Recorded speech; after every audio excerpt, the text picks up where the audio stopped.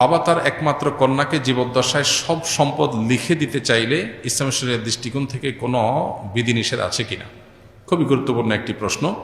আমাদের সমাজে যাদের একটি বা দুটি মেয়ে, কোনো ছেলে সন্তান নাই, সে সমস্ত বাবারা বেশিরভাগ ক্ষেত্রেই এই ধরনের কিছু একটা করে যেতে চান যে আমার সম্পদ যেহেতু আছে, এই সম্পদ মেয়েকে সব লিখে দিয়ে যাই। কারণ কেন লিখে দিয়ে যেতে চান? কারণ বাবার মৃত্যুর পর মেয়েরা সম্পদ পাবে নির্দিষ্ট হারে। অবশিষ্ট সম্পদ দেখা যায় যিনি মারা গেছেন, তার ভাই বোন, তার ভাতিজা, যাদেরকে ফারায়েজের ভাষায় আসাবা বলা হয়, অর্থাৎ কোরআন এবং হাদিসে যাদের জন্য নির্দিষ্ট হিস্সা ঠিক করা আছে, এরা বাইরে এদের ছাড়া যারা আছে তাদেরকে আসাবা বলা হয়। এই আসাবারা পেয়ে যাবে। আত্মীয়র একটা বিশেষ ক্যাটাগরিকে আসাবা বলা হয়।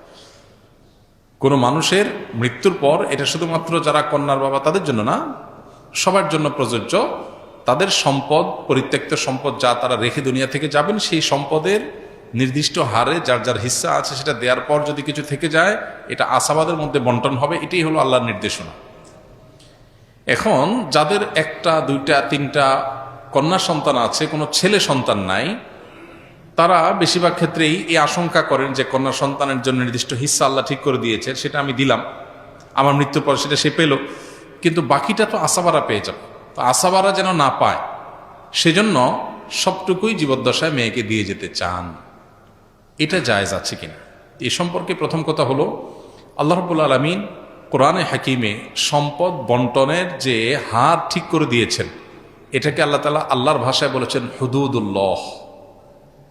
আল্লাহ পরিষ্কারভাবে বলেছেন যে তিলকা হুদুদুল্লাহ। এই যে বন্টন নামা দেয়া হলো, এই এতটুকু পাবে, অতটুকু পাবে, এটা কার সীমানা?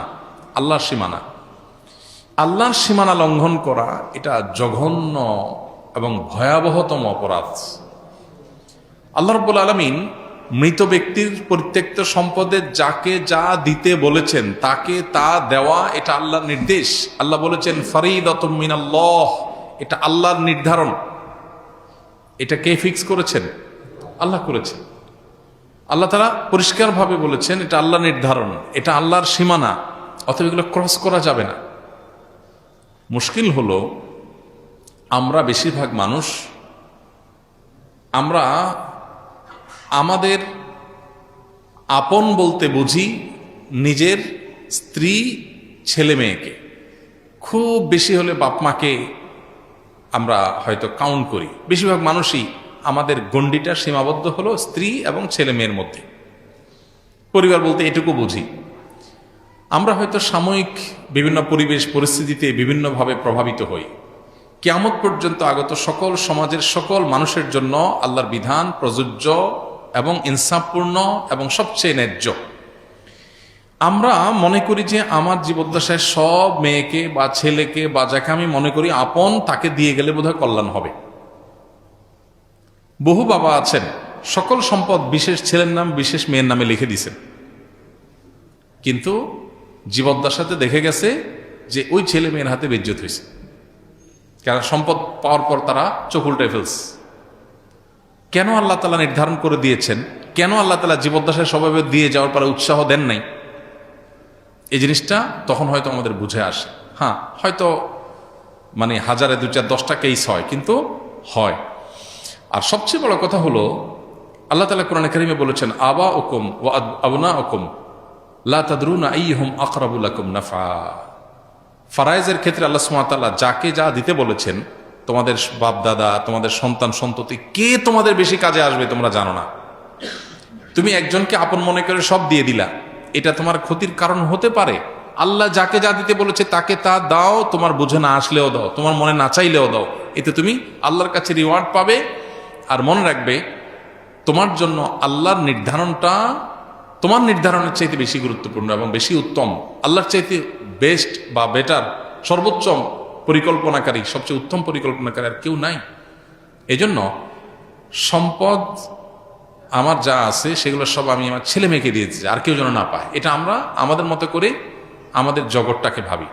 পৃথিবীতে আমার টিকে থাকা, আমার বেঁচে থাকা, আমার জীবদ্দশায়, আমার মৃত্যুর পর আমার কল্যাণকামিতার জায়গা শুধু ছেলে মেয়েই করবে তা না।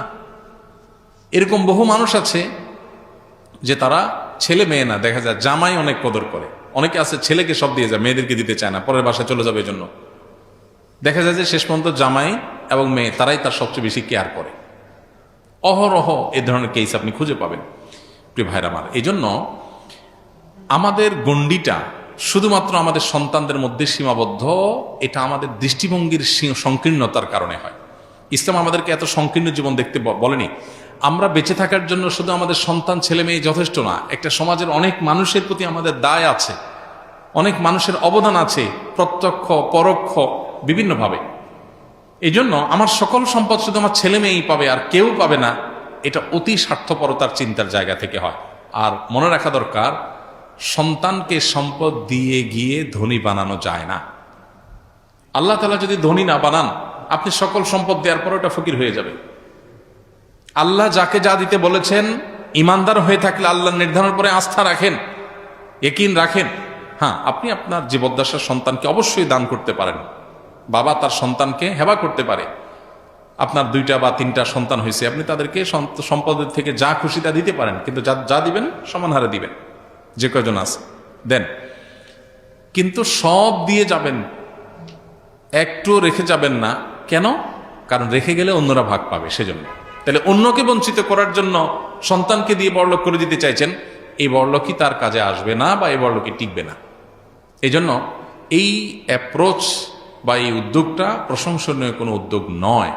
হ্যাঁ, আপনার যদি মনে হয় আমার মৃত্যুর পর আমার মেয়ে বিপদে পড়তে পারে, অন্যরা তাকে না দিতে পারে, তাহলে আপনি তাকে পর্যাপ্ত দেন, কিন্তু কিছু রাখেন যে মৃত্যুর পর সেগুলো যেন বন্টন অন্তত হতে পারে। কিছুই রাখবেন না, এটা আপনার নিজের জন্য ক্ষতিকর, আর এটা শরিয়ার নির্দেশনাও না।